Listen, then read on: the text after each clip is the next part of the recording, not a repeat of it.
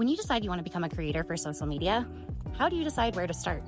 There are so many things that being a creator can mean. Long form videos on YouTube, short form videos like Reels and YouTube Shorts or TikToks, blogs, websites, Pinterest boards. It can mean needing to do photo shoots, creating email campaigns and download, branding, graphic design, counting, keeping all of that organized, setting up workshops and hosting retreats, all beneficial in their own ways.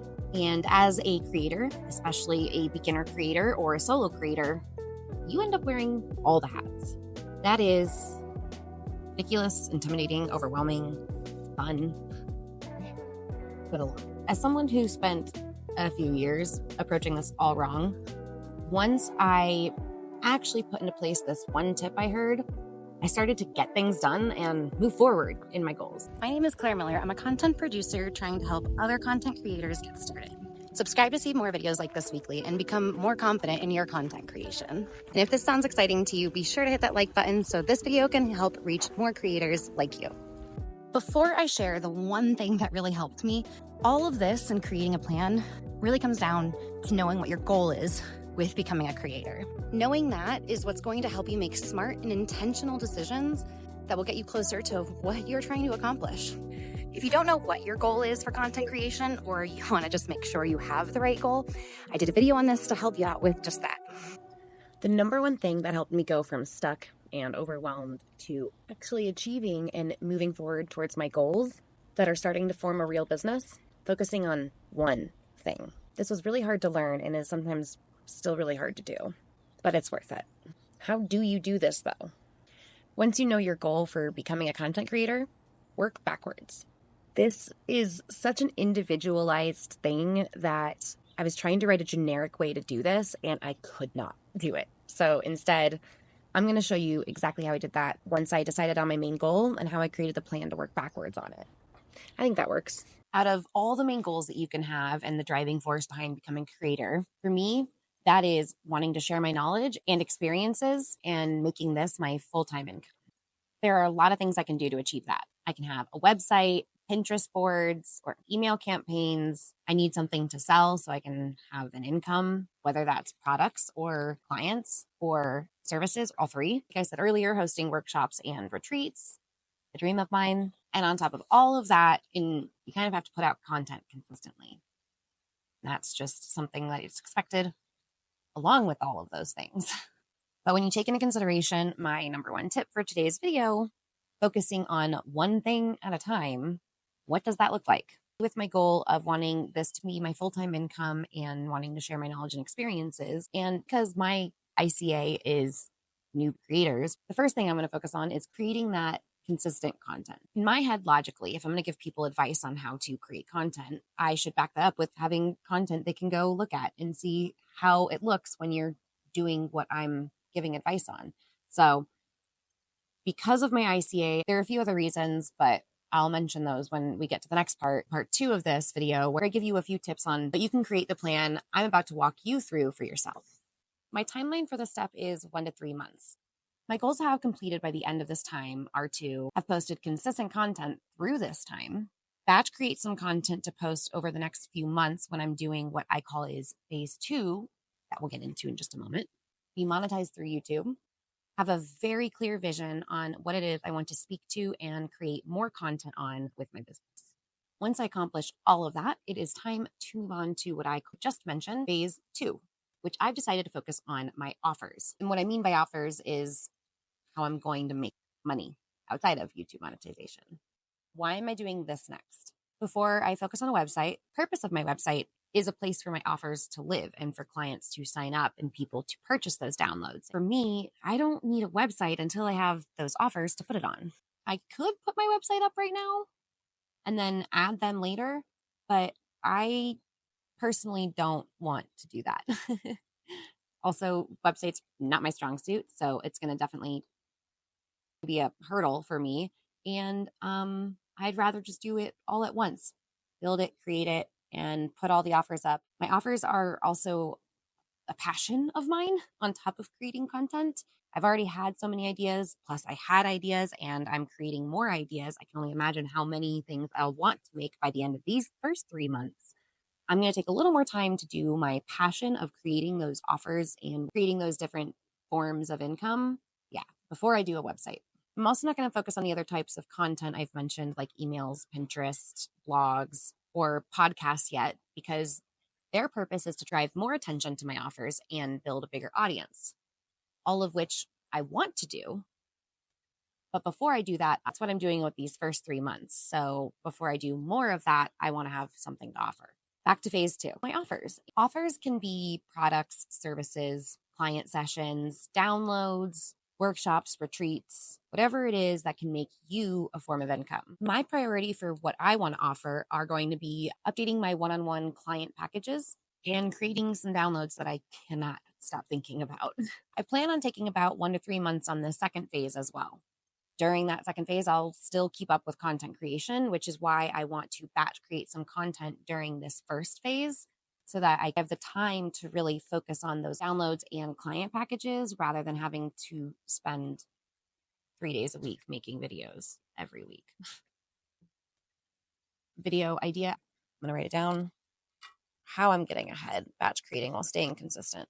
So many ideas. Man, I'm writing that script in my head right now. I need to not. Okay, here we go. I want to share how I'm sprinkling some of these extra things I'm not focusing on right now into this current plan still. When I'm working on these offers, specifically the download piece of my offers, I am going to create email campaigns for those downloads specifically.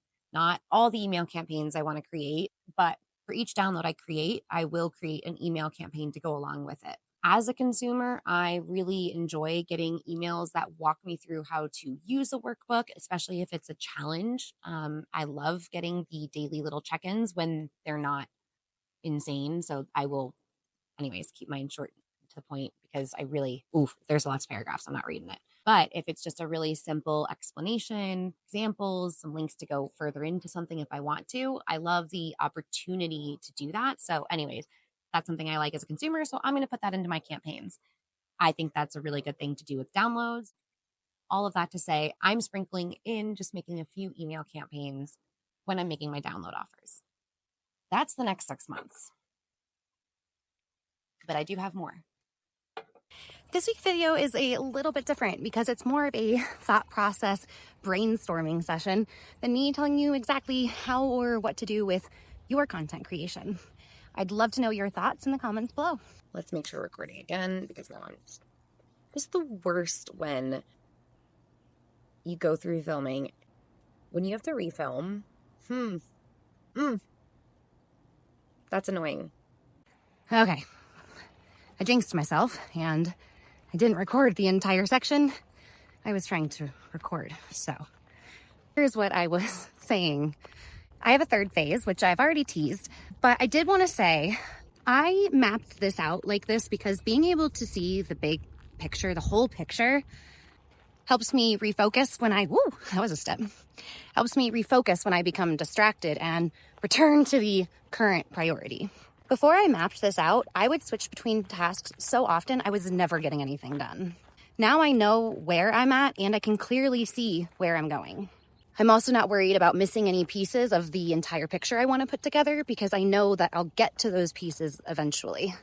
My third phase is my website.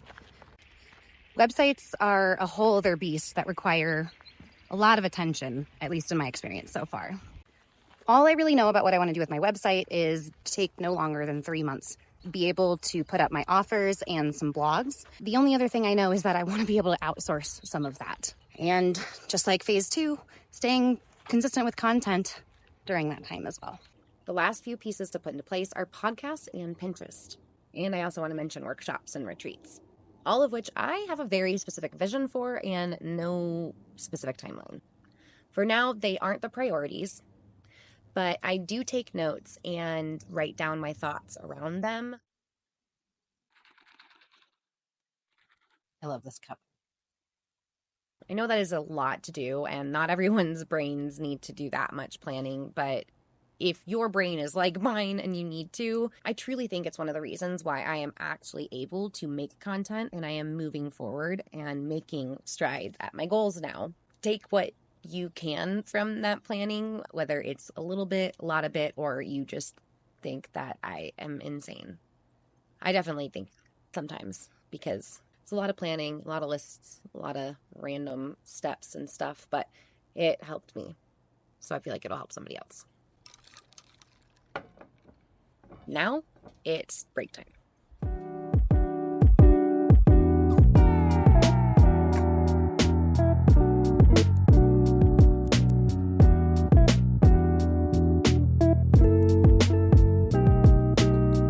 Okay. That was necessary. You should take breaks when you're filming, and getting the blood to go to your head after you're sitting for so long is always a good thing. Also, I just love hands. On to the last piece for today. That was my plan, but how can you do that for yourself? The things that helped me create that plan and feel confident about it were getting clear on what I want from content creation and becoming a content creator, what my goals are, and what I'm trying to gain from doing this.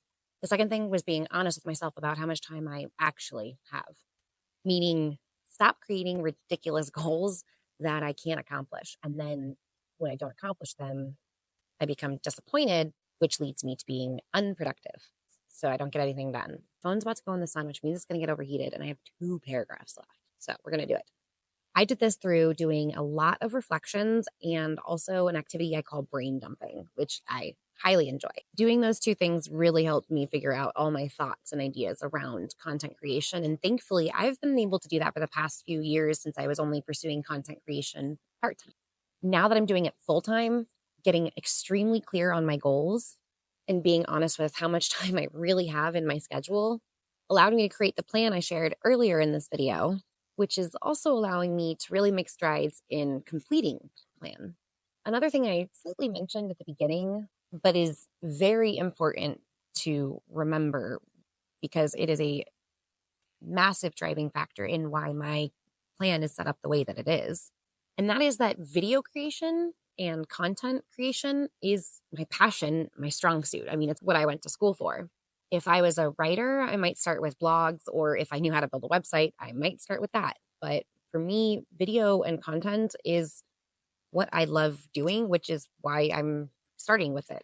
Don't forget to take into consideration your strengths and skills as well as what you enjoy doing. Lean into those. Thank you for watching. You know what to do if you liked this video.